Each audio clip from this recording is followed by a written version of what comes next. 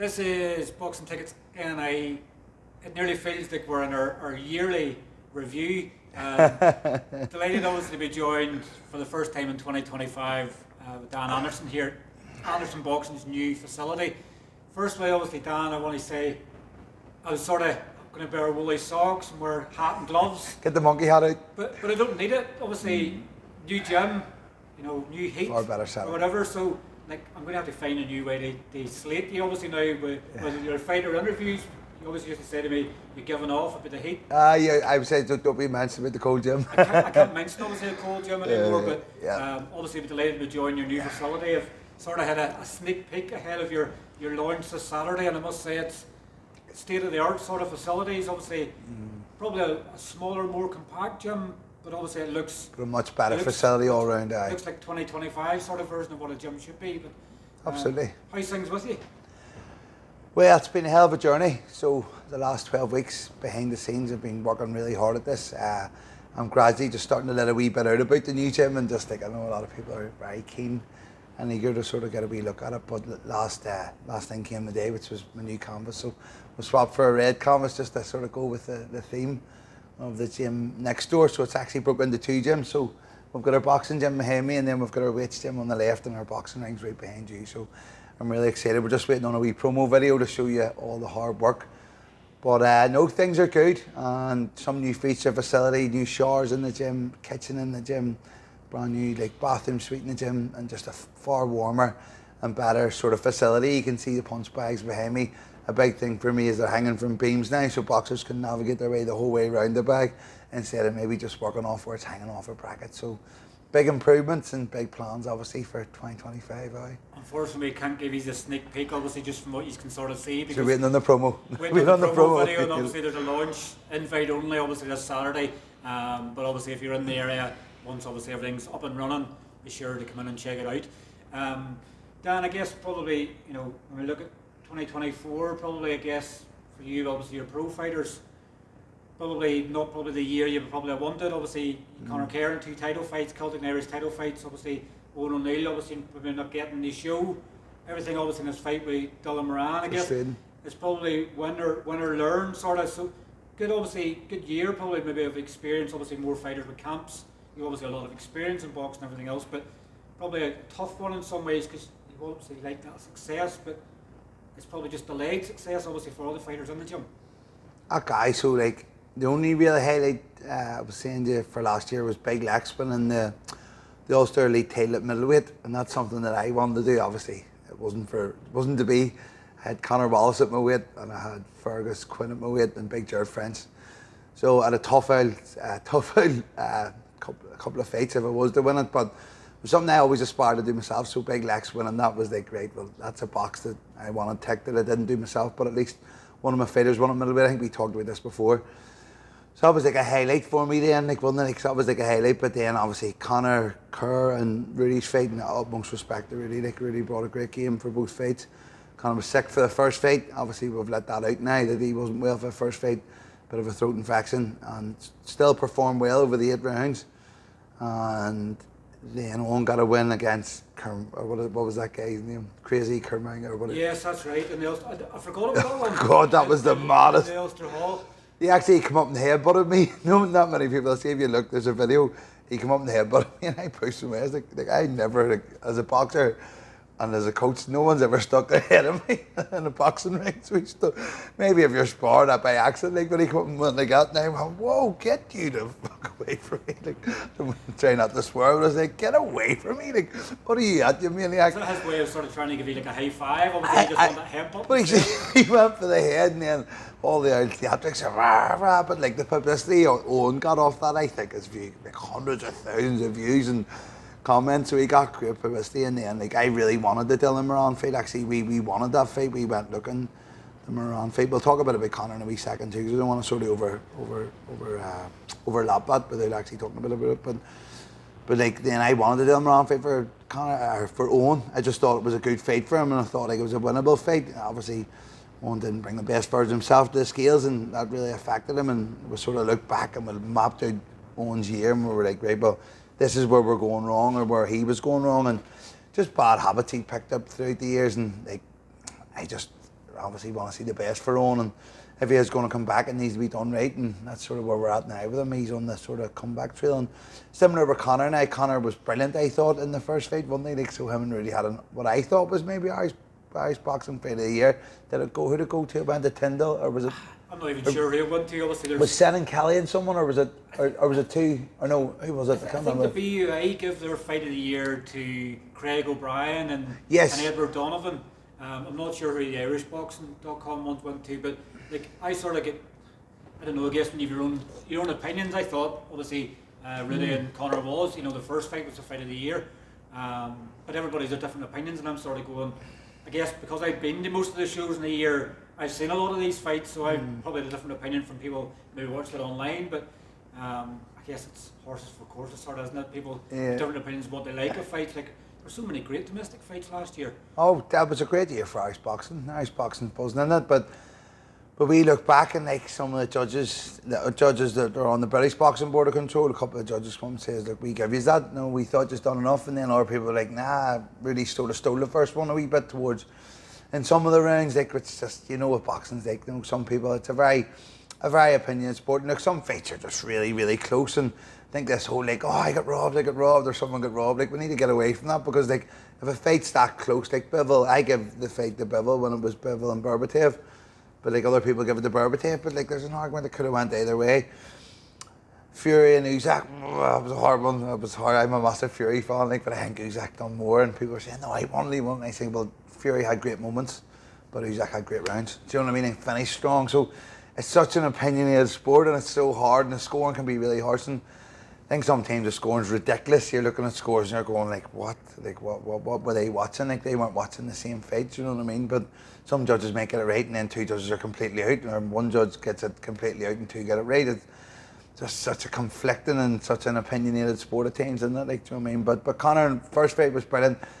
I just feel the third fight, Conor done everything right. He's the perfect professional, like, trains like a demon, really good at that, and really looks after himself, but just felt his legs were zapped, and he just couldn't bring his best self on the night, like, which was really frustrating over 10 rounds, because I've seen what he was doing in the gym, I've seen how good he was, so like he's adamant now to move up the featherweight, you know what I mean? So we've got Owen, obviously manages his weight coming down, and then we've got Conor, who's actually looking to go up a weight.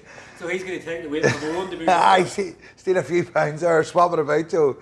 But like, so it was just a really, really tough year, and like a tough year in business for me as well. Like, very, very hard to bring your best self as a coach when you're struggling a wee bit in business as well. My last landlord was just out for money, like, he was very, very, very just constantly wouldn't give me a set agreement, just constantly asked for more money, and it was driving me borderline insane. And I lost the plot last year between not getting the wins in boxing, and so I got to the end of the year and I was like, I'm definitely starting to lose the plot here. Like, is that why you took up the triathlon running then? To clear the head? Well, got myself back in a bit of shape again. I'm trying to look after myself more, but listen, sure, everyone's got mental health, don't they? So sometimes it's good and sometimes bad, but it was just a really tough, stressful year in boxing and in business. And then, like, me and my wife actually went on holiday, and give her a shout out, and I sort of poured things out there. It was like I just put my head away. I'm in a business situation where, like, previously I was always making plenty of money, and I've opened this big gym, and like my landlord just keeps asking me more and more and more, and it's just driving me borderline insane. And it was the first day of holiday, and she went, what? I can't believe you're doing this the first day of holiday, you absolute melter. And I'm like, I know, I just need to get off my chest. And but sort of not my way for enforcement and ultimatum, but says, look, we need to make a decision when you go home, because like you're more than capable of getting a job, and you can go to your boxes at night, or you need to work something out, and then you need to move premise. So I come home from, it was our wedding anniversary in Croatia, Cathal, beautiful place, recommend it to anybody to go. We come home and we were recharged, and it was all good. And it's actually one of my members, a very good amateur in his day, a guy called Terry Kelly. He was cracking amateur as a kid, but I'd seen the sign and seen someone, it was Ian McGill actually, there's another shout out for boxing. Ian McGill had put something on his Facebook about this place, and it was literally just across the street, and I was like, right, I need to get on it. I got in touch with the landlord, and he said to me, hold on mate, I think that unit's took now. And I says, right, and got it, if anything falls through or anything, let me know. And I got the phone call, and Ian McGill sort of says, listen, Dan's a good lad, and someone else who was actually meant to take this unit and wanted to do a bit of a gym in it, who decided to pull out, actually says, no, like, speak to Dan if you're looking someone else. And then he brought me over, and so 3 weeks later, for me and her having that discussion on holiday, or three, whatever, but we're a week on holiday, so 4 weeks later, from that day I sort of like told her where my head was at and what was going on then, and just sort of like fucking let it all out. I was sitting with the keys to this place, but I come into a building site, so I come in and think, oh, the amount of work it's took to get this over the line over the 12 weeks. But I'm in a better place, I'm in a better facility, it's warmer, we've got showers, we've got a kitchen, we've got toilets, like the boxing gym, as you can see, it's pretty well set up. No, it's only going to get better as well. I love the way it's set up, to be fair, and I love the lighting, and I love where my bags are set up and stuff. Brand new boxing sort of set up with the boxing ring as well, brand new canvas going down.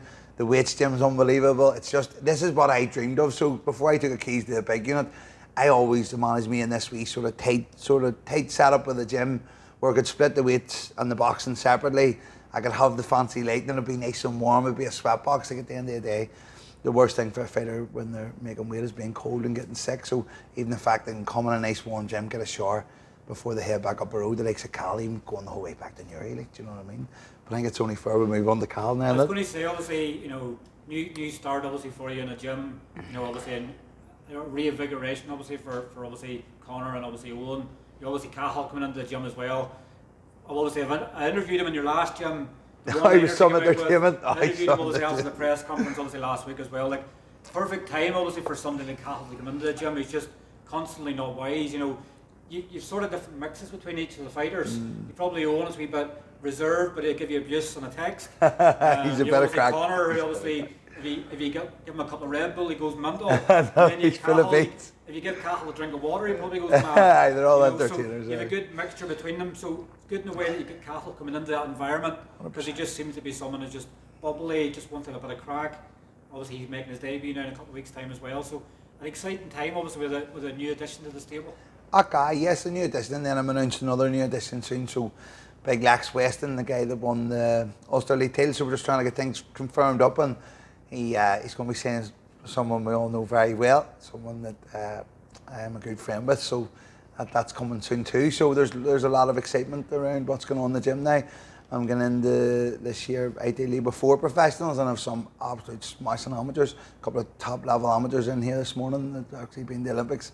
I'm not saying any names, like, but there's some top fighters coming through my doors every day, and every fighter walks through the door, they're like, Dan, whoa, this is the spot now. Like, they're all sort of blown away, and I'm still a bit blown away. But the only thing is, I've lived here for 12 weeks, getting it ready, painting. I was a painter, plumber, decorator. I've done every road on the sun now. I was very lucky, and I have to give a few shout outs. My cousin Neil Maskey, unbelievable, helped me out. Guy called Danny Walsh, absolute gentleman, helped me out. Spark, Michael Breen, member of the gym, helped me out big style. Just loads of people put me out. We made Hughes oil, painted it like these guys done, and they were just looking to help me. Obviously, I'm gonna do them a couple of favours. One good turn deserves another, like, but the amount of great people, even my father and my family, like, everybody just pitched in. Even the boxers were brilliant on, and from moving, like, you should see the amount of equipment that came from here to there.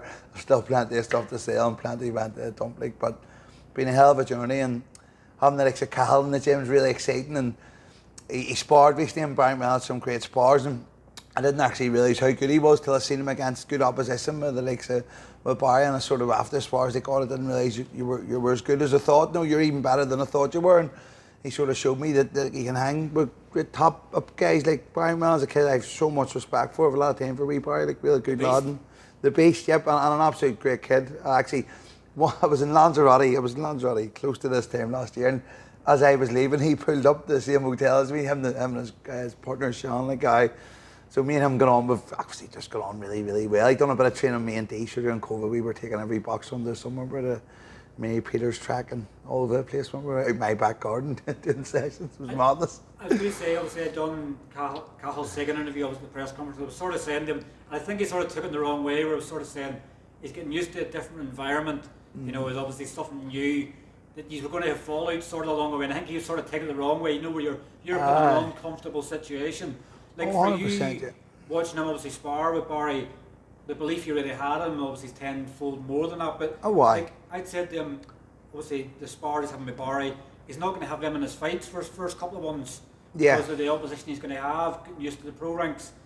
We know that obviously Cahill's style, he's going to go in there like a bull and take heads off, or try to take heads off. But calm that down. It's good for you to see where he's at in terms of what he can mix it out and spar, and so when he gets to that level, you know, he gets to that title fight. 12 or 18 months, you already know what you have to work towards. Oh no, 100%. And look, listen, I've sort of said to them as well, and this is my new sort of blueprint. Like, it was great for Conor jumping in the Rudy fights, and look, it was a great experience for him. But like going forward, like unless you are like top of the pops, like you've been to the Olympics or you're a top level fighter, that sort of as an amateur, like you've been to the highest echelons as an amateur, like I'm not going to be pushing my lads into big Irish domestic dust ups early, and people can match them, call them out and whatever. But like, see, until I've seen at least 5 to 6 fights of what they can do, like I'm not interested in trying to fast track guys now unless they show a lot of like crazy early potential. But if they're going out and banging everybody out like a Paddy McCrory sort of job, and the assassin, you know what I mean? If you're going out and assassinate them in the first round, you might just go, right, but I have to take a jump. But like, I know myself, I feel like I need more time with fighters. And with Cathal, I love the fact that we went to Holy Trinity twice, because we're coming out of our comfort zone. And don't get me wrong, me, Mickey Hawkins Jr., Senior, Brian, everyone up there, they're really good to me, and I get on, have a very, very good working relationship with everybody up in Holy Trinity. I have a lot of respect for them, and especially Senior and Junior, knock them all. Just I don't want to sort of like shadow anybody there. They're just good boxing people, and that's what I sort of feel now as well. Like, see, if you're a good boxing person, you'll get me. Like, do you know what I mean? Because I feel I'm a good boxing person. And like, as far back, and we'll just give Gerry Storey Jr. a mention. Obviously, God rest him. Sad, obviously, his passing. But like, from like from 14 years of age, like I was in the Holy Family. Like, do you know what I mean? And there was like Paddy Barnes knocking about, and then in my 20s was Frampton and Aidan Walsh, Michaela Walsh, Ram Burnett, all these cracking fighters like over the years. Like, do you know what I mean? But like, I just sort of seen a lot in boxing over the years. Like, I started when I was 13, 14, and here's me at 37. 23 now. Geez, so it's 37 going on 17 sometimes.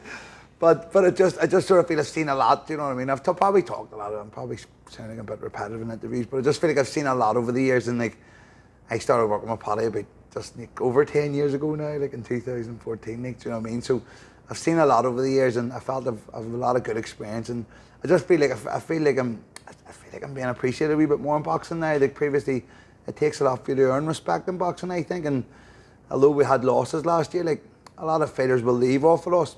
My fighters aren't going anywhere because they know obviously things that can be worked on to improve with me. Do you know what I mean? It's not like they went, oh, I lost them away, and that is a common thing, which probably is a bad thing. It's easy just to point fingers, isn't it, when things don't go well? But like, my lads have accepted their responsibility, as I'd accept mine. Like, the first thing I'll happen after a loss is I'll beat myself up for a week or two, like, do you know what I mean? And I'll be horrible to be around. Like, the wife knows, yes, it's only boxing now, come on, that's the sport name. Like, you know, it's easy for you to say that, love, do you know what I mean? But I borderline feel depressed for a week after a loss, like, do you know what I mean? But it's because it means too much to me, and you know, like, I love my fighters and I really want to see them do really well, like, do you know what I mean? But exciting times ahead. We're looking in Irish boxing's absolutely buzzing. Look at the big bill coming up. I was going to say to you there, also, you were speaking about domestics. Obviously, you know, we can't get much better than that. We're obviously just over a month out.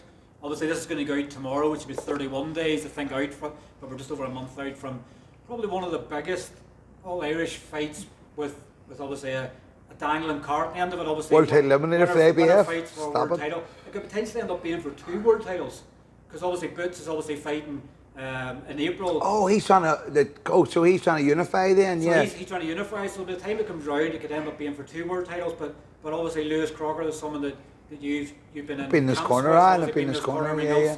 There's obviously fighting Paddy Donovan, Belfast versus Limerick, North versus South, whatever one way people want to call it. I don't like the thought of it ever being about religion or North v South. I know it is North v South. So Paddy's fans are from the south of Ireland, and Lewis's fans are majority from the north. They'll both have some fans from the north and some fans from the south as well.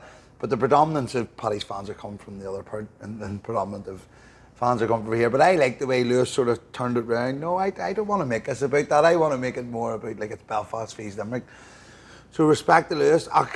Like, I know Lewis really, really well. Like, I have him from in the gym, and whenever he is home, he would come and train me. I think last time he trained me was a couple of months ago, before Christmas direction. Like, and like I always said it. I remember I said it to Jamie Conlon. Is like Lewis. Like, if Lewis just stays on track, Lewis is the one. Like, Lewis could easily go on to great things and fighting for world titles and sort of pushing on, and hopefully someday be our next world champion. Like, do you know what I mean? And just want to shout out Anto Kakachi as well.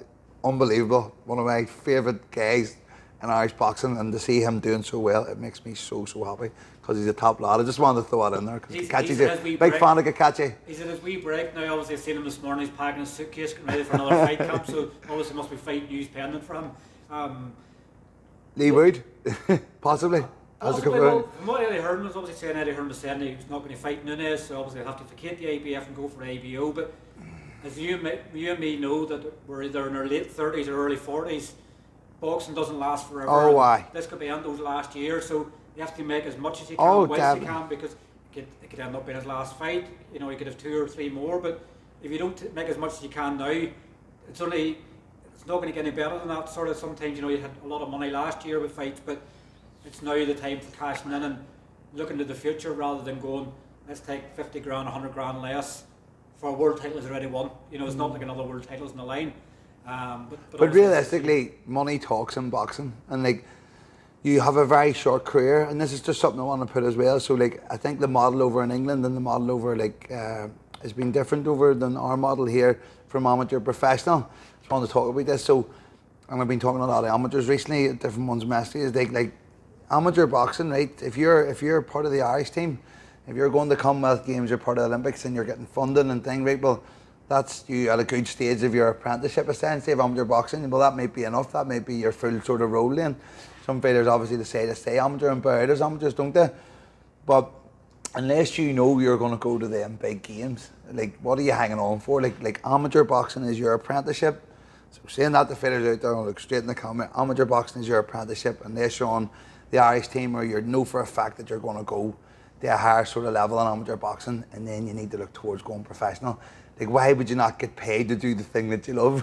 What do I love? I love coaching. I love boxing. I enjoy running the personal training business. Well, I'm pursuing my passions. I'm doing the things I love. So every day I wake up with a smile on my face. Do you know what I mean? So why not go see amateur boxing? People need to see it. Amateur boxing is your apprenticeship. If your apprenticeship serves you well and you end up on the highest level as an amateur, brilliant. Go and pursue that. And obviously, a lot of people after that then will pursue professional. But like, what are you festering on for? If you're getting 24, 25, 26 and you're not getting the breaks you deserve in amateur boxing, what are you holding on for? Like, do you know what I mean? Just wanted to get that out there. And then a wee opinion in the Crocker Donovan. So I think Donovan has all the class and all the style to give Lewis a great fight. And I do think Donovan will box well points, but I just think Lewis will just be far too much for him. In my eyes, I just think Lewis for the stoppage. That's just my opinion. I'm only giving it no disrespect to Paddy Donovan, great fighter, great talent. But having known Lewis and trained him and padded him and done loads of work with him on the pads and stuff, like, I just think Lewis's power is going to be levels above. Isn't it great to see, obviously, two fighters been talked about for years? Even when Lewis turned over, I remember him in Academy 1, was he throwing like 130 punches per minute? It was all ridiculous they're stuff. Sort of saying it's like a Guinness record. He's freaking nature. He's a freak. Donovan's obviously been told the same. He turned over, obviously, the real deal, the nickname. Isn't it great to see two fighters that have been talked about with so much talent for years finally going together? Like, we had a couple of years ago where we merely had Sean McComb and Gary Cully, and they're sort of saying, what do you get a bigger fight? Sort of, they put it on the line. We're now finally getting two fighters that people's talked about for years. And they're in their prime. They're like, you've got them in their prime, which makes it even more exciting. Both unbeaten, and the winner fights a world title. It's a perfect fight for Irish. Oh, aye. 100%. Like, look at Paddy Donovan, had great success in the amateurs as well. And like, actually, when I was in America, Paddy would know this, in 2000. What year was the field? Paddy fought in the field, 2016, was it? 2000. It's on that thing if you want to look it up. 2018. Was it 2018? It was 2018. Well, that was 2019. Aye, so he was in 2018. We were in America. Well, all the American promoters, I was sitting drinking bourbon whiskey in Muhammad Ali's hometown, Louisville, Kentucky. So on the Kentucky whiskey, and there was a whiskey or bourbon, sorry, it was Kentucky bourbon or something. But they were great crack, and they had loads of fun with them. And like, thought I was a bit Irish and a bit mad. They're like, "Oh, you're great fun, Dan." So I had a laugh with all these like top promoters, and like the Rock, they were brilliant. And they were saying, "Look, what about this Irish kid, Paddy Donovan?" And I was like, "Look, well, he's a top amateur." He says, "Look, everyone's looking to sign him." So like, obviously, as far back as 2018, people were looking at Donovan. And like, if you look, Lewis in 2016, did he make his debut? Was it?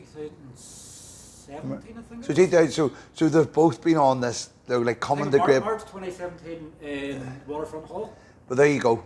So they've both like been on, like they're on the watch list, aren't they? Like, you're on the watch list. They've like, you're a top prospect coming through, and your potential to go on to the highest levels of professional boxing. Do you know what I mean? So like, as far back as 2018, people in America, like, which is how big boxing in America, we're talking about Paddy Donovan. And then first time we were getting to see Lewis spark everybody out, wasn't he? Remember his highlight reel, the knockouts were phenomenal, wasn't they? So So, but they've been built. I think they've been built well, and I think Lewis been both with Matchroom and Paddy's with Matchroom as well. Am I right? So they're both with Matchroom, and like, listen, could you do any better than be with Matchroom or Queensbury? Like, do you know what I mean? So if you're with either of them, it's like you're never home on a boat because it's such a hard sport, and one win puts you to one level and one loss. The snakes and ladders, isn't it? Like, do you know what I mean? But for them to be built so well over the years, and both have like such good pedigree as amateurs as well. Obviously, Paddy's a wee bit more amateur pedigree, and the tenacity and ferociousness of Lewis, like how ferocious is Lewis, and I'm sure Paddy has a bit of that in him too. Like, but what a fight, and I'm looking forward to being there. There's a couple more domestic fights obviously on the card. Obviously, Tony McCarthy and Stephen Ward obviously shared amateur teams, Commonwealth Games. Friends of both of them, really good friends of both of them. Sparred obviously a lot, obviously helped each other with camps.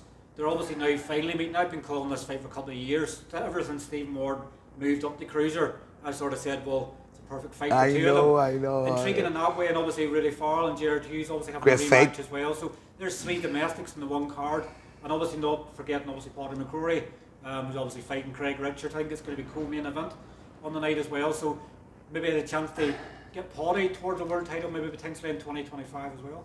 Okay, well, have a wee bit of news. So I've joined Paddy's team for that fight. So obviously me and Dave get on well and stuff. So Paddy asked me about coming to help out a wee bit and being part of the corner. So I was actually meant to be doing a half marathon in Carringford and staying down, but I literally, Paddy came in, done a bit of training, straight on the phone to the wife, say, I think that out Carringford's not happening. I've got a great opportunity, and my wife's a great fan of Paddy as well. Like, and it was a no-brainer for me when he asked me. So I'm excited to be part of Paddy's team and to be helping Dee out and just be helping them out on the night and helping a wee bit with the camp. So yep. And here the good more thing fight as well news. You have free access. You've obviously access all areas. Sort of you can be behind and obviously watch the walkouts of Lewis and Paddy and everything else as well. 100%. Obviously Paddy gets a victory, and then obviously it's celebration time in the background. 100%. Yeah. Watching everything else. Well, my priority is going to be Paddy in there on the night because I'm in the corner helping my Dee. Like, do you know what I mean? So your priority has to be your own fighter. Although I'm absolutely buzzing for Crocker Donovan. I can't wait, obviously, and the fact that obviously as I am going to be working at it, I'll be able to sit close to ringside and watch it, which will be great too. But like, it's all about big Paddy. Like, do you know what I mean? Paddy's a great friend of mine, and previously I had worked with Paddy and stuff, and I never get the opportunity to do his corner, and for him to come and ask me to join the team, and I think it's at a great stage of his career. I need a Cinderella man, as you've called him before. Like, so one win, he's on the big things. He sort of discussed with me the opportunities that come on the other side of a Craig Richards win, and it's a winnable fight for him, but it's an extremely hard, challenging fight. You know what I mean? Craig Richards mixed it with Beville, Boatsi, and a lot of top operators. I know he wasn't very unlucky again. Not unlucky. he had a bad fight for him essentially, but Willie Hutchinson sort of just overwhelmed him, didn't he? And Willie Hutchinson was very, very good against him. That was his last fight, as far as I'm. Do you know what I mean? So his last fight was a loss. So I think you're in for a cracking night of boxing, aren't you? I'll be there enjoying every bit of it as a coach in a corner, as a second coach for that one, and then as a massive fan, like for the Crocker Donovan, as a fan of Crocker, obviously. Well, Dan, obviously it's great to get a catch. Obviously it's good to obviously see a new environment, obviously new gym, heat. We're going to keep going on the heat. I'm going to be actually having to come into the gym in shorts to do. Yeah, you'll be on it. Come summer, it'll be absolutely roasting. Do you know what I mean? But obviously, it's great to see obviously a new environment. Obviously, I guess new additions to the gym, and obviously in Cathal, obviously in action in a couple of weeks' time. Maybe hopefully Lex, obviously. Get Lex out in his debut, all being well, do you know what I mean? So we'll be back in the gym very soon then, to maybe potentially do an interview then, and then hopefully obviously the return for Conor and Owen very soon as well. Okay, definitely, Joe, and as I said, like, I have opened my doors to all cracking amateurs recently, and it's great to have other lads in the gym, so like if fighters are there and they want a bit extra training them to amateurs, they want to reach out and do a wee bit, they're always welcome, do you know what I mean? My door's open, so feel free to reach out, and really excited to show this promo video. This gym is lethal, it's mint, and I'm over the moon with it because I grafted non-stop to make it happen, and we're here now. But thank you. Not a problem. Thanks very much for your time, Dan, and we'll catch up with you soon. Legend.